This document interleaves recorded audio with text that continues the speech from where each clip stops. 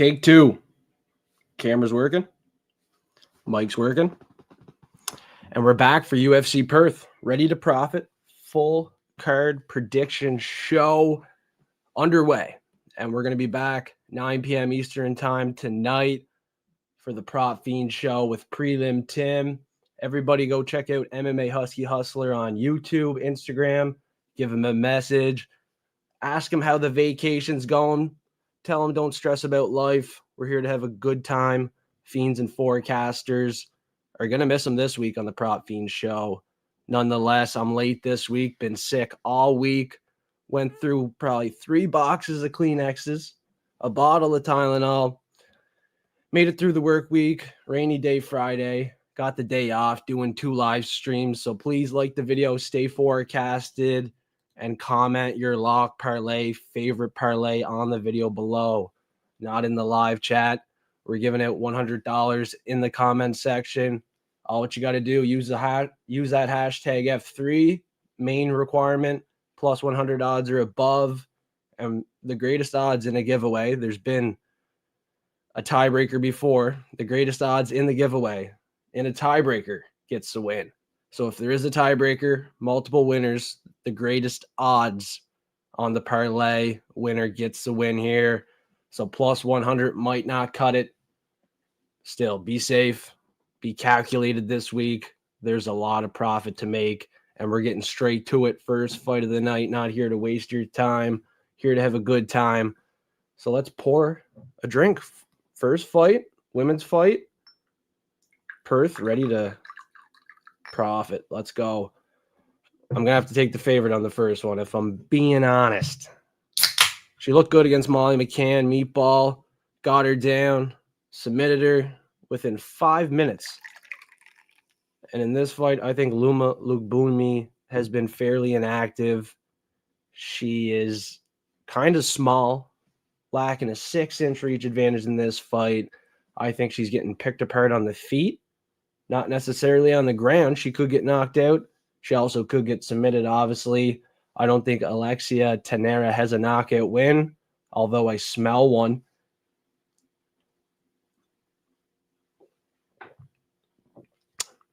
And whatever happens, I think she wins the fight regardless. Winnable fight for a promising fighter on the rise, 29 years old. But the ceiling is much higher for Alexia Thainara in the UFC. In this matchup, she should be money as a favorite. She has a 6-inch reach advantage, and she should put that to work, find a finish in this fight, first fight of the night. The next one is a heavyweight fight. 2 heavy boys going to work, going to slug it out. Low experience fighters as well here. 4-1. 4-1. Brando Pericic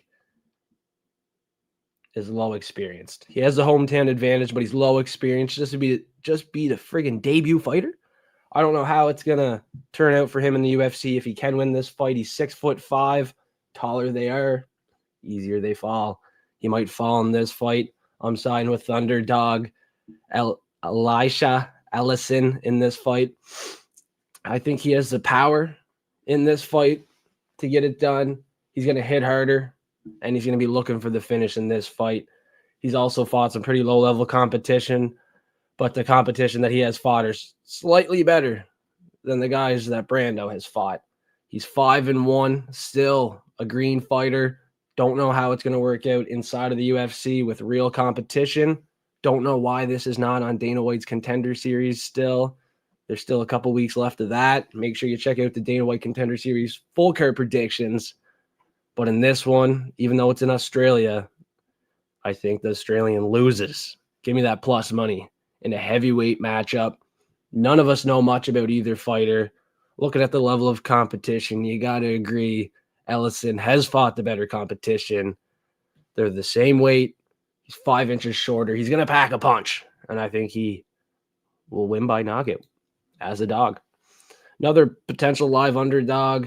Has a lot of experience inside of the UFC, but I don't think she's the better, more seasoned fighter in this fight. And that's Luana, Carolina, plus 187. Value on the line when it's a women's underdog fight for sure, but she gets a girl from New Zealand, crowd will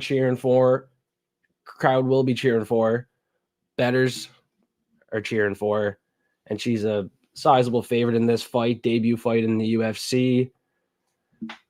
Hometown advantage or home crowd advantage in this fight. You think she's going to win. I just am not 100% sure about it. She's fought some pretty low-level competition, going through the level of competition easily, though, taking them down, submitting them. She could do that in this fight, no doubt. Debut, though, you don't normally see it. Will she shine? I will pick her to win with slight confidence, but Luana, Carolina is a well-experienced fighter, won her last fight, has a lot of fight left in her, 32 years old. Michelle Montague is 31. She's 6-0, lacking a lot of experience. I just question, will she shine in this fight? Kind of hemming and hawing about this one. We're going to move on. I don't advise anyone to put their hard-earned money on this fight. Out of all 12 fights, we got one fight canceled, and that's Jonathan McAuliffe and Obon Elliott. The next one is a plus money opportunity for sure. Definitely worth the bet. Colby Thicknesse at plus 130 is training with Alexander Volkanovski. I think he's the fighter with the better IQ. I mean, he didn't get submitted in a spot he definitely should have won in his last fight. Musasa, the KO Wizard, lost versus Carlos Vera, a fight he definitely should have won, and I can't trust him in this fight. Colby Thicknesse went to a decision with Alexander Topuria, Ilya Topuria's brother, and that was a close fight, back and forth. Topuria got the better of him.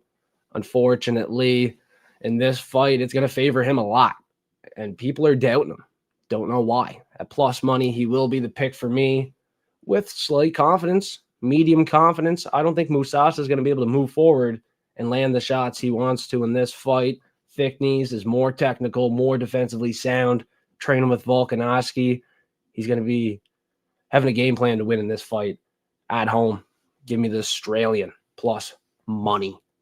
Moving on to the next fight. We got Jamie Mullarkey, a guy that's been knocked out multiple times, another hometown fighter with the home crowd advantage in this fight. Some fighters are from New Zealand, but Jamie Mullarkey is from Australia, and the crowd's going to be ready for this matchup. He always goes in guns a-blazing. And that's why I think Rolando Bedoya can win his first ever fight inside of the UFC here. 0-3 right now. He can improve to 1-3 in the UFC as opponents of Jamie Mullarkey improve to 1-3 in the submission column. The submission odds on Bedoya are 13-1. God damn. I'm taking that bet for sure. And I think Bedoya wins this 50-50 fight. He's born in the Ox year. Perth and Australia, founded in that Ox year. In a 50-50 fight, a ton of value on Bedoya, the Perth fighter with promise. Yeah, he lost 3 fights inside of the UFC, but he's hungry for a win. He's due for the win. And you definitely know he's the type of fighter that can be in the UFC for a duration of time. He's due for the win now. If he loses 4 in a row, he's going to get cut. He's going to have to work his way back. This is a doable, winnable fight for him. Give me Hoya Bedoya in a 50-50 matchup. Easy money. How can you trust Jamie Mullarkey's chin? Yeah, he goes out there swanging and banging, but he is not defensively sound. And he's been knocked out 6 times now. I would think even the club and sub is how it goes down here. Bedoya is going to dominate on the feet, knock him down, jump on the submission. Like I mentioned, that code is very good for the submission on Bedoya, and I think it is worth a sprinkle. At least in a 50-50 fight, Bedoya is the pick. And in the next one, we're going to fade the Australian. Cam Rowston off Dana White Contender Series Week 2 win there. I mean, he's fought pretty low-level competition on the regional scene. He lost the first time against Torres Finney, where he got taken down and controlled majority of the fight. I can see the exact same thing happening in this fight, this style of fight versus Petroski. I know the chin of Petroski isn't great. He's fighting a fighter with a huge reach advantage in this fight. It's going to be tough for Petroski to implement his game plan, but I have trust that he can, although his chin is not trustable, not serviceable. The bookies have him as a favorite, and I have more trust in that. Bookies aren't always going to be right when they price the fights, but I have a feeling not all Australian fighters are going to win this week. And given the fact that Petroski is the favorite, I like that. He will be the pick. He won't be seeing my hard-earned money, though, that's for sure, in this fight. He has forward pressure. He could find a finish of his own, but he has not been finding finishes lately. Give me Petroski on the judges' scorecards in this fight. Rowston just has fought the lower-level competition. He's going to learn a lot from this matchup, but he's going to come up short. He's not getting this win at plus 150. Not all fighters from New Zealand and Australia are going to win, but we're going to take 4 locks of the week, and all 4 of them are from those regions. And you know Navajo Stirling is a lock of the week in this matchup versus Rodolfo Bellato. Bellato just fought Paul Craig, took the easy way out.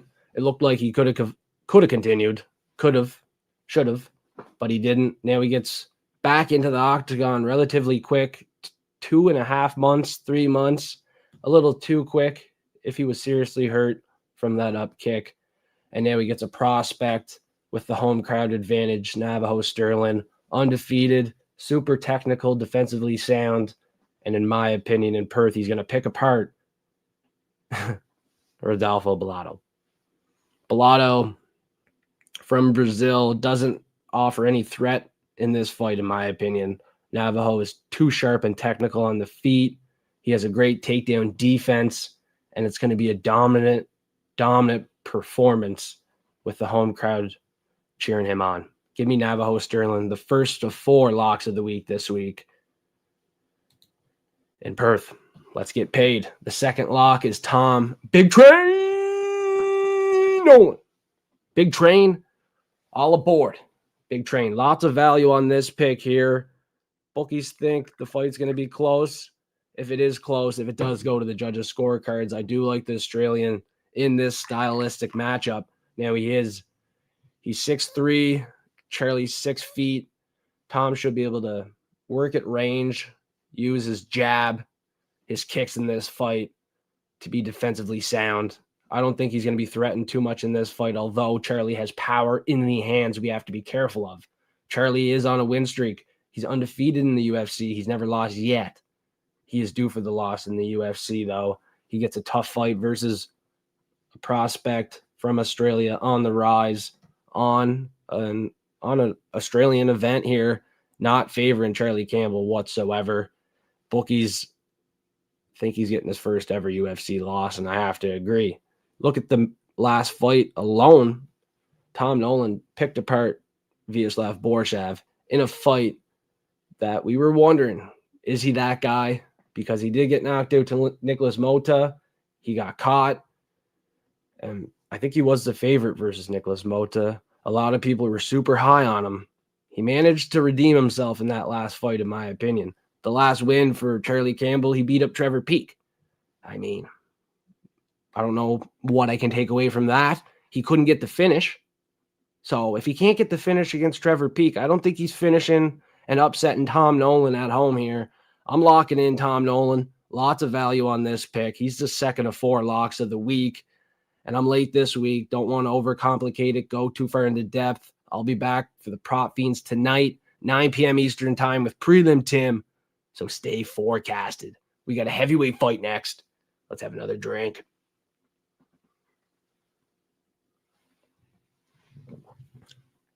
Two more big boys. And I mean, one of them always likes to be a big upset. But looking at the last couple losses for Justin Tafa, he wasn't really upsetting anyone. Look at the guys that Tafa lost to. I think he, deservingly lost those fights and was going to lose those fights. He fought Taliesin Teixeira, Carl Williams, 2 fighters he was never going to beat. He's one-dimensional. He's going for the knockout all the time. And if it's not in the first round, it's a tough night at the office for Justin Tafa. And that's why I was going to side with Louie Sutherland. Sutherland is on a 4-fight win streak, 2 fights by a decision, but the level of competition, horrendous. He beat a guy 3-2 by a decision, unable to find the finish. He finished a guy 4-1 in his last fight, round 1 KO, but I don't think Justin Tafa is going to get knocked out round 1. I don't think Justin Tafa's getting knocked out. I smell a greasy decision in this fight, and the judge is giving it to the fighter with the home crowd advantage, Justin Tafa. And you got to look, the bookies have him priced as a slight favorite. I did not expect that. When I seen that, I was like, okay, I got to take Tafa. He's upset people before. He's been an underdog in multiple fights. People have been chasing him by knockout, stuff like that. But realistically, he was going to lose those fights. Tough fights for Tafa there to win.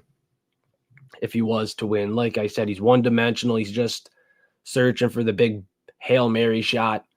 In this fight, I think Tafa is going to be more calculated, looking to survive in the UFC, keep that contract, win the fight by a decision, maybe a late round 3 knockout, being the better fighter, more motivated for the win. And debuts are very tough for fighters entering the UFC. Louie Sutherland is in his debut fight here, and his level of competition is not overly impressive. Can he live up to the hype at plus 100? I'm not taking the risk. I will have a little bit more faith in Tafa. No joke, though. If Tafa can't win this one, he got to go. He'll be on a 3-fight losing streak. You know he's going to be gone if Tafa does not win this one. Bookies have him as a slight favorite. I'm agreeing with them. Now, Jake Matthews, a 4-1 favorite. I don't agree with the odds. Saying that now. He's the pick. Jake Matthews at home is the pick against Neil Magny. Magny's 7 years older. But Magny has a 7-inch reach advantage. He's fought the best of the best, the who's who. And he's upset people before. He's been that underdog that cashed in before. And Jake Matthews has been the favorite that let people down many times. He's kind of not been active and consistent in the UFC from what I've seen. And I think it's time for a big win for Jake Matthews right here, right now. Obviously, the bookies have him priced as a big favorite. So let's see the finish win for Jake Matthews in this fight. Rather if it's round 1 or round 3 at this price, Jake Matthews has to finish the fight. So I would attack the inside the distance prop here at this big of a price tag. Insane 4-1 price tag for Jake Matthews on the money line. Now he is a all-around good fighter, right? He has a lot of tools in the bag to win. On the feet, he's a good boxer. I think he will be the better boxer in this fight. He'll also have more cardio in this fight because he's 7 years younger. If it goes to the ground, his takedown defense will hold up. Neil Magny has a good takedown defense too, and it should be pretty close on the ground. I think Jake Matthews might have more power, but Neil Magny's big, and he works hard, and he has the cardio too. So it's anyone's fight, especially inside of that octagon. Anything can happen in a fist fight. Big price tag. I'm not looking to put my hard-earned money on something that's hardly going to double up in a 3-leg parlay. I'm not locking in Jake Matthews. He is the pick. He should win. But I don't even know if I would parlay it or consider it high confidence, all right? So if he's a lock of the week for you, put it in the parlay below in the comment section for your chance to win $100 with that hashtag F3. But I'm not putting Matthews in my parlays this week. The next lock of the week that is in the parlay, though, is Jenkins. I think this guy here is going to throw heavy leg kicks like he always does and shut down Ramon Tavares, who just lost to Davy Grant, a fighter almost 40 years old. And the game plan for Ramon Tavares is going to lead to what Jack Jenkins wants to do in this fight, because Jack Jenkins wants to get the striking going, set up those leg kicks, and the way Ramon Tavares is going to attack this fight is going to lead him to getting finished, and I could see the finish happening in round 2 here. Round 2, possibly a submission as well for Jack Jenkins. Super live in this fight to find the submission, although I think he's a heavier hitter on the feet too. So inside the distance, round 2 prop, definitely value on those props there. Ones I've already bet. And I mean, Jack Jenkins on the money line is a lock of the week in the lock parlay. At home crowd advantage. It's going to be a dominant performance. Suffered defeat in his last fight. He suffered an injury and defeat versus Chepe Mariscal. Maybe he beat Chepe Mariscal when Mariscal got hurt. I think that's what happened. But Jack Jenkins is ready for a big finish win. He finished Herbert Burns. It was late round 3. He should have got it done sooner. Should have looked more dominant. And yeah, he did lose to Chepe Mariscal with a verbal tap out. It was an arm injury in that fight, unfortunately. And after that, he went 1-1. So he hasn't really done anything too flashy since. This is a great spot at home for Jack Jenkins to have a flashy win. I like it inside the distance, preferably round 2 by submission. But you can do what you want. Money line is definitely the main target for me on the money line here. Lock of the week parlay, forecast 4 is going to be on fire for sure. So the money line, you gotta throw down on it. 3-1 favorite in this fight at home. He's going to dominate Ramon Tavares. He's going to dominate. And Jimmy Crute, the last lock, 4 for 4 here. Forecast 4 is going to dominate. The Brute Crute is going to dominate. He's not going to look to retire. That'd be dumb. He's already tried to do that, threw the gloves in. And you don't like to see that from fighters you want to take. But Ivan Ersland's 0-2 in the UFC. Lost to Ion Cutelaba, who's a step down from Jimmy Crute, who does not hit as hard as Jimmy Crute, who doesn't have the submission upside like Jimmy Crute. And Crute's off a nice win to a higher level fighter than Ivan Ersland. I would probably take Prachniau over Ivan Ersland. In my opinion, I would. All right. I'm going to have another drink. The locks are going to go 4 for 4 this week. You're going to tune back in 9 p.m. Eastern time for the Prop Fiends with Prelim Tim.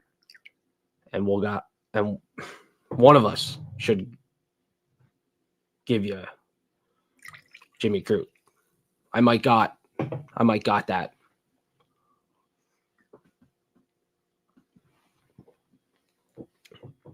Jimmy Crute should not lose this fight or take it to the judges' scorecards. So I'm going to look at a prop for this fight.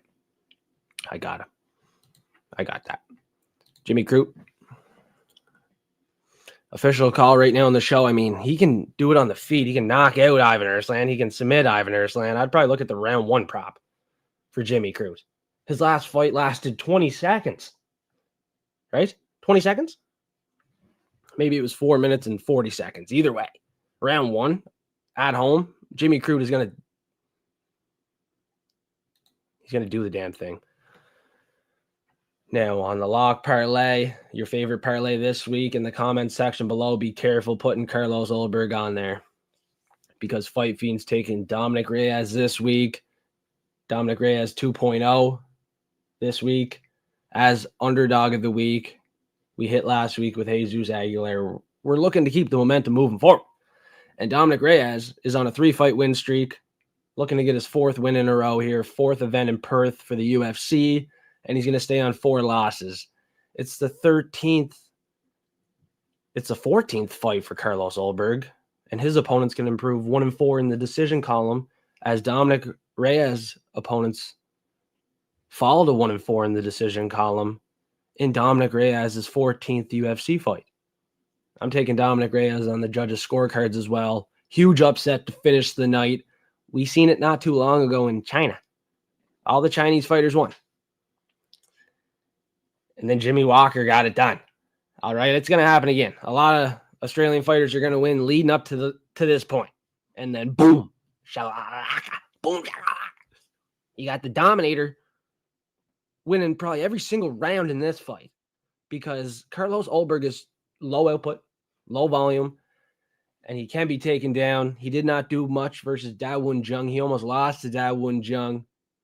He found the round 3 submission versus Dawoon Jung, thankfully, but I think he would have lost on the judges' scorecards in that fight. Very low output fighter. And against Jan Blachowicz, a fighter almost 40 years old, past 40 years old, he could not find the finish. This should be a prospect on the rise, finishing fighters like that, and he is not able to do that. So I'm not able to have trust in him as a 3-1 favorite versus Dominic Reyes 2.0, who, if y'all forgot, almost beat, should have beat, could have beat.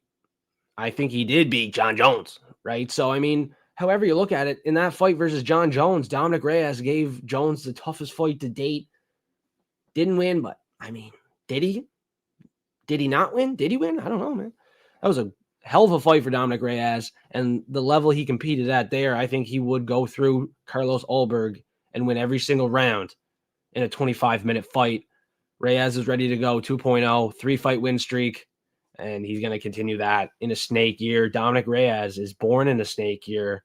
I think he continues the success and dominates this fight. Give me the Dominator, dog of the week, keeping the momentum moving forward after Jesus Aguilar dominated last week. So let's see if we can keep running it up. If you want to see each and every bet, each and every Zodiac code, hit the link in bio below. I'm going live again tonight, 9 p.m. Eastern time with Prelim Tim. Stay tuned for that. And make sure this week you have that lock of the week parlay, the forecast for, in your slips. In your slate of bets, it got to be in there. Got to do it. Got to do it.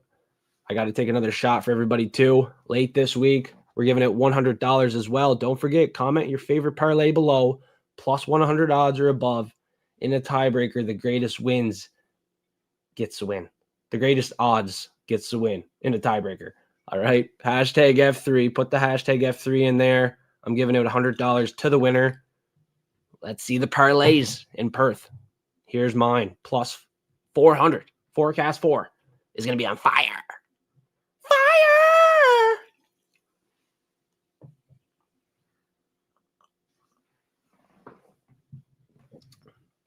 And by 9 p.m. Eastern time, Fiend is going to be fired up for the show.